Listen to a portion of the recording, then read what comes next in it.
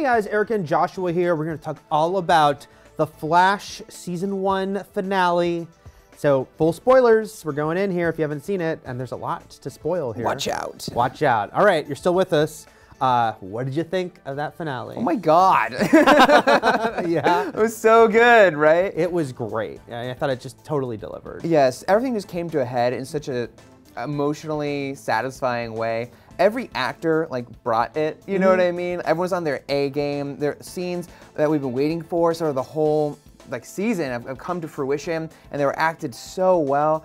I was saying we should just have a whole thing of just which scenes made us cry. Right. There were multiple ones. The one that got me was actually Barry talking to his dad, John Wesley Shipp. Yeah.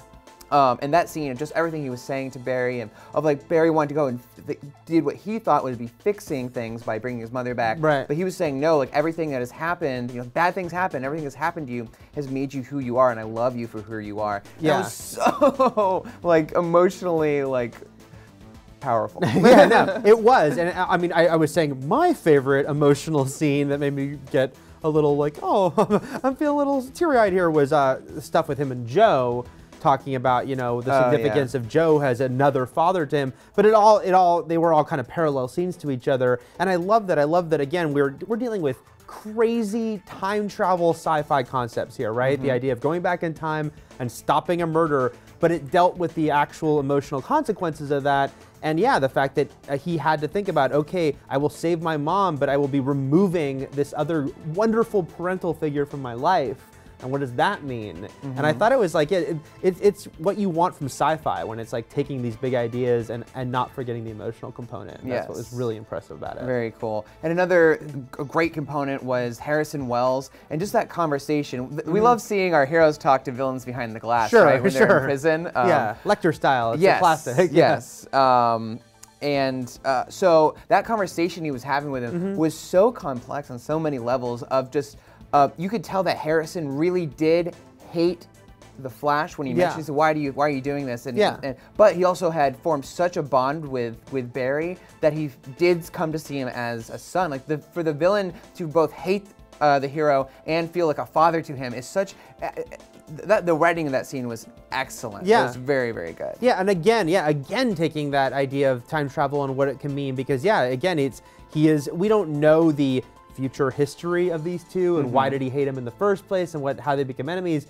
But yeah, the fact that we had seen, and they showed us earlier in the season, that he had formed this bond, this mentor-parental bond with Barry in spite of himself. And that and I think Tom Cavanaugh was excellent, sort of showing that conflict without it crossing the line into him getting all weepy, because that wouldn't be his character, but still saying, yeah, I really respect you, Barry. I also freaking hate you. And how messed up that was. Yes. That was great. Yes. I was saying right before we started filming, when I was in New York last week for the upfronts, and I talked to several of the Flash cast members, and they almost all mentioned that doing this episode, reading the script, when they all do the script reading together, making it, that they were all teary-eyed and constantly almost breaking down in tears, and then you watch the episode and I see why. Yes, they weren't kidding. They weren't kidding. But let's talk about also, of course, sort of the bigger, cool stuff that happened. I mean, obviously, we'd already gotten hints of the Speed Force and little moments of it, but to actually see it, have him running through it, and seeing those images and stuff. Yeah, very cool. It was a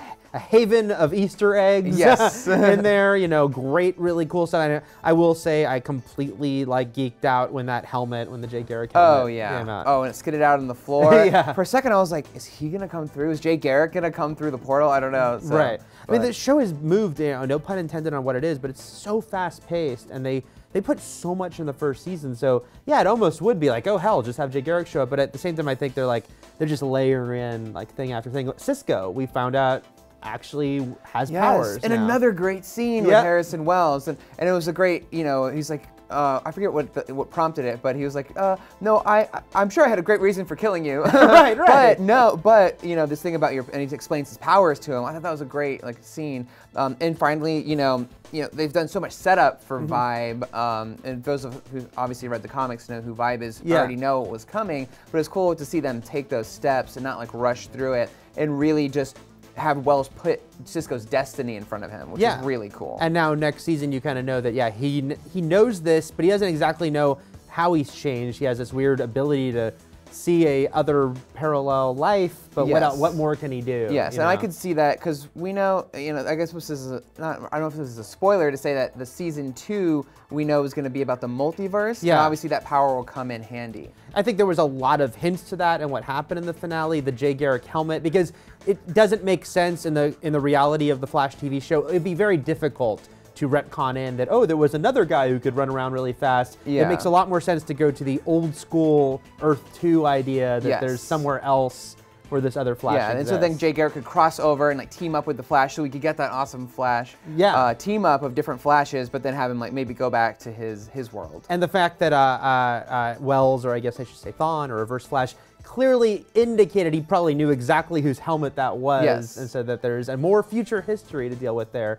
I also, I have to think that this whole idea of parallel universes that it seems like they're going to dive pretty deep in might be our Supergirl opening, Right. It's like, because right now they can't even do a crossover, CBS is blocking them, but if they do, we've already asked, like, well, how can that work? How can there be a Superman in this universe they've never mentioned? And I think we just got our answer, which even makes a lot more sense because if they do a crossover, it'll probably be a very special event. Yes. So it's like, okay. I can see that happening. Here's the parallel universe idea. Very cool. And then they could get Tom Welling to come in. There you go. There you go. And then let's mention Caitlin, who was a weird episode for her. I wished she had gotten to confront Wells too. I kind of felt like she was left out of the people that he was a mentor to all 3 of them.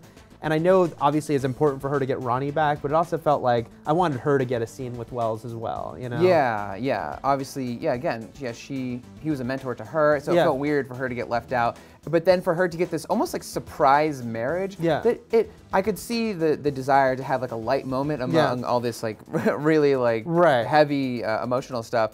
But I also thought that they didn't quite properly build up to that. It was a little weird. I think the idea was hey, terrible things are happening, we all might die, let's have this like moment of happiness, but it was kind of, the way it was done was kind of abrupt. It was like, oh, they're doing actual wedding ceremony right now? Yeah. That was surprising.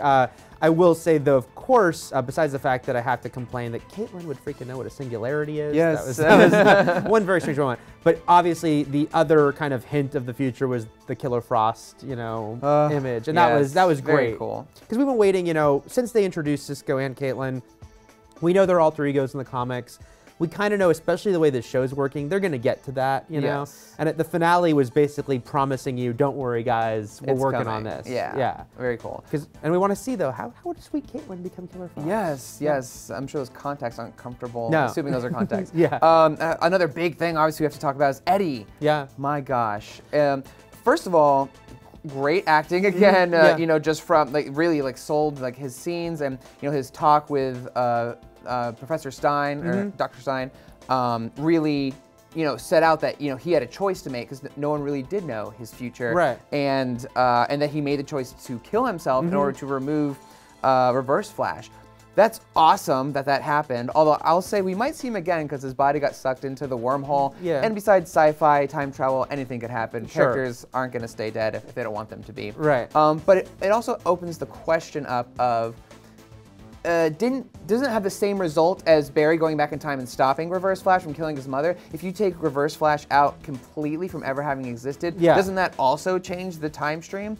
Right, because he wouldn't have murdered Barry's mom. Right. Either way, and so that would completely change the reality of what we've seen on this series. Yeah, and I was thinking maybe that much larger black hole in the sky. Was that maybe created to destroy the alternate timeline, or that their current timeline because it no longer exists? Right. Maybe is that what's happening there, or is it just the original black hole moved up into the sky and was growing out of control? I don't know. Yeah, I mean, and I feel pretty confident in what they've been giving us this season that they're going to deliver on an answer to that. It's like there will be, and we should say, I mean, again, Tom Cavanaugh is returning to the show, but we have no idea how. Who plays Dr. Wells? Yeah, the producers have said he's coming back, but of course they're being totally coy on who he's playing and how he's going to work into it. So I think that there's got to be a big answer to that, right? Because it would unravel everything, and I'm very curious.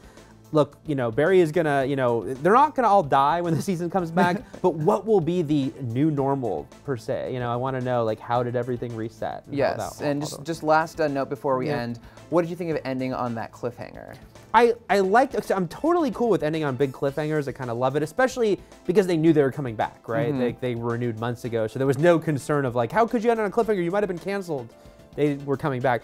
I thought it was a weird, the specific moment was weird because it was like mid-action scene to the point that it felt almost abrupt to end it right then. I almost wish it had ended maybe a few moments before with like the everything going to hell, the building collapsing, the glimpse of Hawk Girl. That was a nice little very cool. getting in. So I thought it was kind of weird, just the actual moment they chose to like cut to that title card. But otherwise, I like that it's a big crisis, no pun intended. What did you think? Yeah, I thought, I don't love cliffhangers, but I thought, and just the fact that we do know that we are coming back with a season 2 did like sort of take away from the pain of that, of the cliffhanger. But I did love that it just ended on a very just classic Flash note of this Barry who's been such a positive hero and who has never shied away from like sci-fi stuff to just dive into danger.